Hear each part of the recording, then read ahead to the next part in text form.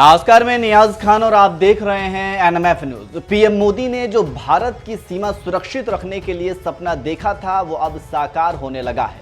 आपको याद हो तो पीएम मोदी ने हर क्षेत्र में मेड इन इंडिया की अलख जगाने के लिए खूब मेहनत की और इसका नतीजा दिखने लगा है। और अब स्वदेशी हथियार से ही दुश्मन का खेल खत्म करने के लिए भारतीय सेना तैयार है। जी हां, नए स्वदेशी हथियार मिलने से भारतीय सेना की ताकत बढ़ गई है।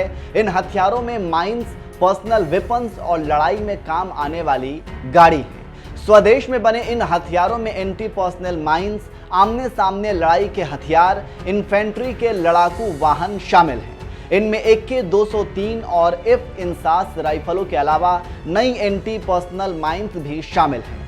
सबसे बड़ी बात यह है कि नए हथियार भारतीय कंपनियों ने विकसित किए हैं।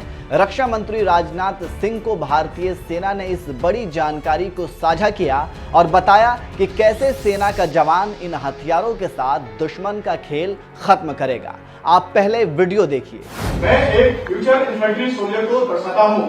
श्रीमान, भारतीय सेना ने एक मॉडर्न इन्फेंट्री सोल्जर के लिए एक लेथली पावर बढ़ाने के लिए AK 203 असॉल्ट राइफल को एक्विप किया है, जिसका रेंज 300 मीटर है।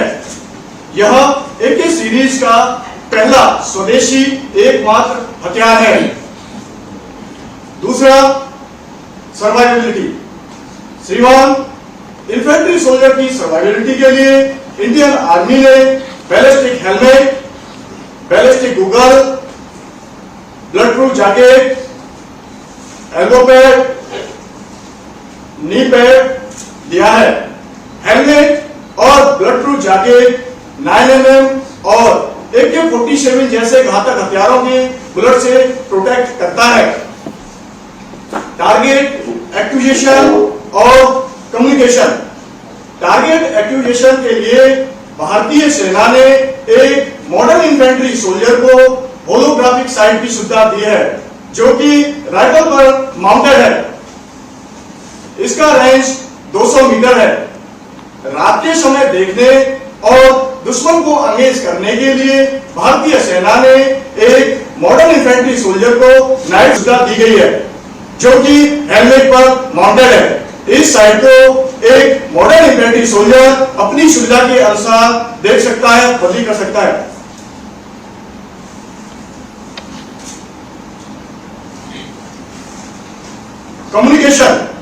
कम्युनिकेशन के लिए भारतीय सेना ने एक इन्फेंट्री सोल्जर को कमांडर हेडसेट, जो कि हैंड फ्री काम करता है, की सुविधा दी है। इसके द्वारा एक मॉडर्न इन्फेंट्री सोल्जर अपने साथियों और अपने कमांडर के संपर्क में रहता है। जय हिंद श्रीमान।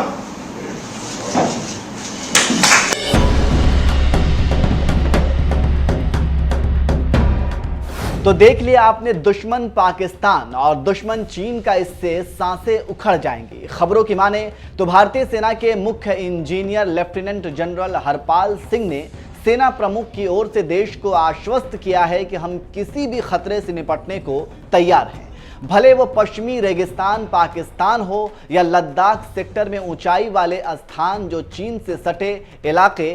सेना ने मंगलवार को पूर्वी लद्दाख में चीन सीमा के पास पैंगोंग झील में लैंडिंग क्राफ्ट असॉल्ट क्षमता का प्रदर्शन किया। हम आपको बारी बारी से बताते हैं कि दुश्मन का सीना छलनी करने के लिए सेना के जवान के हाथ में क्या होगा।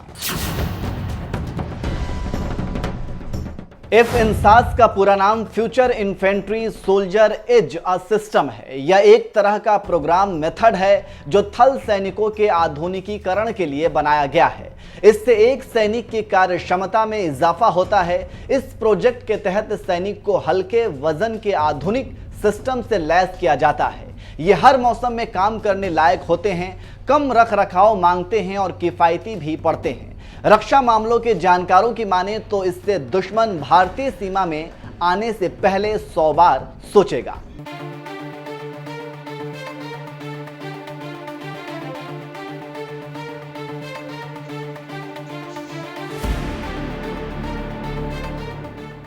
F-इंसास सिस्टम में पूरे गियर में कई चीजें शामिल होती हैं। AK-203 असॉल्ट राइफल, जिसकी रेंज 300 मीटर तक है, इसे रूस के साथ मिलकर अमेठी में बनाया जा रहा है। Ballistic helmet, ballistic goggle, bullet proof jacket भी इसमें शामिल है। हेलमेट और जैकेट AK-47 राइफल से दागी गई 9 mm तक की गोली से जवान को बचा लेंगे। F-INSAS में सैनिक को राइफल के ऊपर होलोग्राफिक लेंस लगा मिलेगा। इसमें 200 मीटर तक की रेंज में मौजूद टारगेट को सटीक निशाने पर लिया जा सकेगा। हेलमेट पर अंधेरे में देख पाने वाले उपकरण लगे होंगे। ये कम रोशनी के समय बड़े काम के साबित होंगे। जवान बिना हाथों का इस्तेमाल किए आपस में संपर्क कर पाएं, इसके लिए एडवांस्ड कम्युनिकेशन सिस्टम भी वर्दी में ही लैस होगा। तो देख लिया आपने क्या होगा लद्दाख में सीमा के प्रहरी के पास और कैसे चीनी सैनिक कांपेंगे। अब जिस हथियार की हम बात करेंगे उसका नाम निपुल माइंस है। ये सैनिक के पास रहेगी और ये दुश्मन का क्या हाल करेगी, दुश्मन सोच भी नहीं सकता है। ये देश में विकसित बारूदी सुरंग है। ये घुसपैठियों और दुश्मनों की सेना को आगे बढ़ने से रोकेगा, पहली सुरक्षा पंक्ति की तरह काम करेगा। इन्हें एंटी पर्सनल माइंस इसलिए कहा जाता है, ये आकार में छोटे होते हैं, इसलिए बड़ी तादाद में बिछाए जा सकते हैं। तो देख लिया आपने, ये भी छोटा लेकिन खतरनाक चीज सेना के जवान के पास होगी।